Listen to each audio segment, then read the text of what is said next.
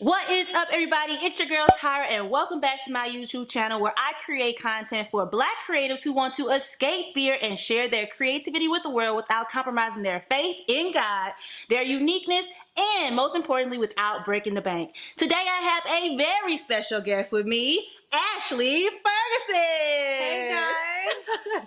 That's right. Hey, Tyra, the creative. That's right. The creative. So Ashley is one of my actor friends that I met out here in LA, and she is also a YouTuber who focuses on Lifestyle, inspiration, and entertainment. So today we're just gonna have a little chit chat with you guys, and we are going to talk about awkward moments on set being a Black girl. So one of the things that I did not realize when I moved out to LA was that you will still have times on set as a Black woman where you feel awkward or out of place or uncomfortable due to your skin tone or your hair. And I have experienced these things. As you guys know, I am a working actor out here, and Ashley has also experienced these things. So we're just going to talk a little bit about our experiences. So the first experience that I really want to talk about has to do with my skin tone and makeup. So I was on a set, one that shall not be named. God. So how can I say this? I was on this set, and my makeup person was, I think she was Armenian, I think. Yeah, so she wasn't white or anything. And you guys, there are a lot of times, and I know you've probably heard of like some situations where, you know, like white people can't do Black people's makeup and hair and all of that kind of stuff, all of these stereotypes. And I am here to say that sometimes those things are true. They're not always true, but some of us actors and actresses out here of darker complexion, i.e. Black people, have experienced situations like this. So my makeup person was Armenian. And she was like, oh my gosh, I am so excited to do your makeup. You know, they have all of these other white people out here, but I'm glad they gave me you because I love doing dark skin. First of all, That's problematic to begin with. that's what I'm saying. I don't need to hear that, lady. I need you to do my makeup. And of course I didn't say that to her, but in my head I was like, I really don't need you to be talking it up right now, because I've already had bad experiences where I've gotten my makeup done on set and I hated it. So I was already apprehensive about it, but the entire time she was doing my makeup, she was talking about my skin complexion and how she's proud to be Armenian, which she should be, but also what does it have to do with? Yeah, what are you getting at? I've ran into a lot of situations where my makeup artist dances around the fact that I'm Black, and they try to say, girl, I could do your makeup, but also they sound kind of like scared to do my makeup at the same time, like they talking themselves up, you know what I mean? Yeah, I know exactly. So she was just doing my makeup, and I really did not like it at all. It did not match me at all. I have red undertones. The foundation she used was had neutral undertones, and it was just horrible. And I had to go on set like that because I'm also a green actor, so I don't spend a lot of time on set, and I don't want to, you know, cause any trouble. I don't want to get kicked off the set because look, I'm happy to be getting a check, okay? Right. But what about you? Like, how has that happened for you? Oh my gosh. Well, so I was on set for a commercial, and the commercial will not be named. All my stories come from mostly commercials or like a short film.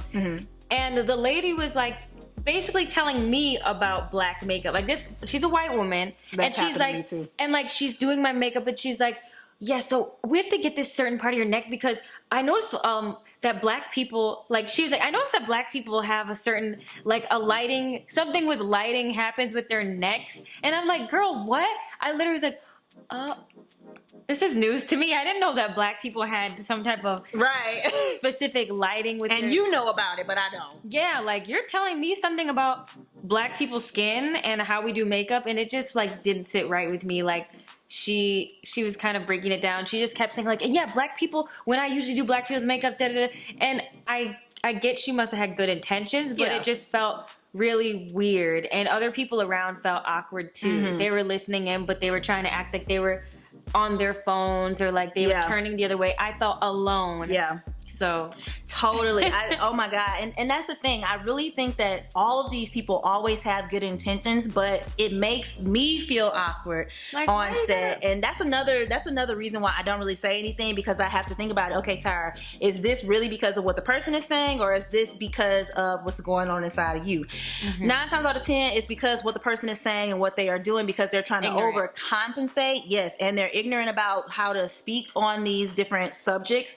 The last thing I'll say about makeup is that anytime I'm on set and a makeup artist does my makeup, they always do a gold look, and they always say, "Oh my God, you look so great in gold." And I'm like, "Baby, I look good in all colors." You can put another color on me. Every time you see me on set where I haven't had a black makeup artist, I'm just in gold. Like, they'll put like a little gold shimmer. Yeah, I'm just in gold. Now the thing is, on Family Reunion, I have a black makeup artist, and it's like really like an all black crew, which is amazing. So I really feel at home there. And not to say, that I don't feel at home anywhere else, but I haven't had those experiences on the Family Reunion set, and I'm so grateful for them, because it was truly a breath of fresh air to love how my makeup came out, go on set and be confident when I'm on camera, and not think about, oh my gosh, my under eyes are like really yellow, or like I look chalky, like exactly. Now on the other side of that is hair.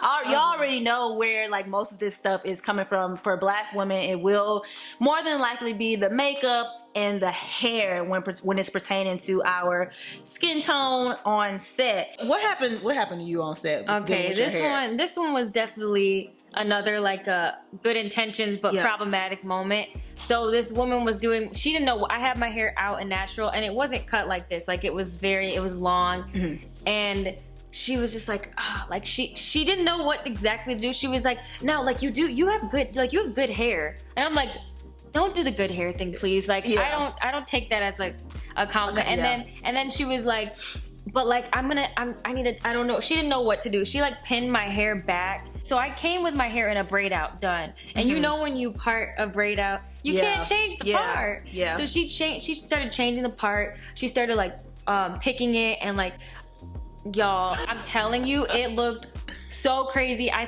don't even want to give away the commercial, but if you guys see it, it's not me. I don't know that woman. But like, I look so, like, my part is a mess. My hair looks like McDonald's, like the golden arches. And it, like, I literally, when I saw this, I was like, how did they let me go out like that? There was a crew around filming me, and this is how I went out? Yeah. And she was acting like, oh, you look so good. Oh, you're so ethnic. And I was just like, no, she did not say you like look ethnic. Like ethnic, like the whole ethnically ambiguous. Like, this is just so. And I'm like, this is a home commercial. This is a mortgage commercial. It has literally nothing to do with any of that. So, just some things. It's like little things that people say they think you're making you feel more comfortable, when really it's like, girl, you just don't know what you're doing. Yeah. You don't know what you're doing. And that's fine. Find someone who does know what they're doing. So with me, what happened on set, I did this very small non-union thing when I first got out to LA. And I came to set with my hair in perm rods. And it was ready to go. All they had to do was literally just take the rollers out, or let me do it. You know what I mean? Please. And they insisted on doing my hair, and I was like, okay, that's fine. I was a little apprehensive, but I was like, Tyra, you're the talent. Be the talent today. You're not your own hair and makeup crew. Yes. That's what they're here for. So I ended up getting in the chair of this man. I think he was French. And I got the spiel. I love doing black hair. I know exactly what I want to do with your hair right now. I'm super excited. It's going to look great. And the first thing he grabs is a rat tail comb. Not the rat. Oh, no. I said, sir, what are you doing? What are you doing with a rat tail comb on this? Like, you know what I mean? Oh, no. So he started like combing, not at the root. He started combing, like he pulled one of my curls out of the thing, and he started combing at the end, and I was just like, sir! Oh, Lord.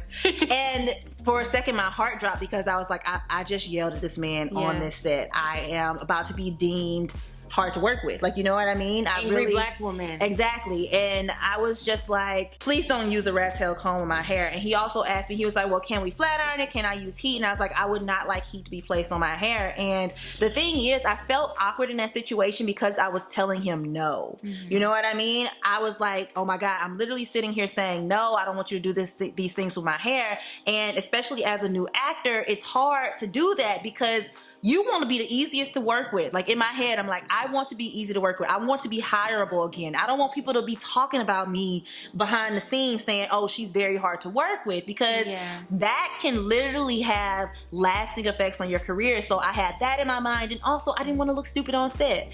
So long story short, I ended up doing my own hair after he tried to do all of this stuff with it, and by that time it was I have 4C hair, so it was puffy. My curls didn't look how I liked them to look, and I was not excited. I didn't feel like I looked my best on camera once we actually did start filming the ad. So with that being said, those are sheesh, those are my awkward moments. Yeah, honestly, those were like I feel like mine was the worst that I just told you.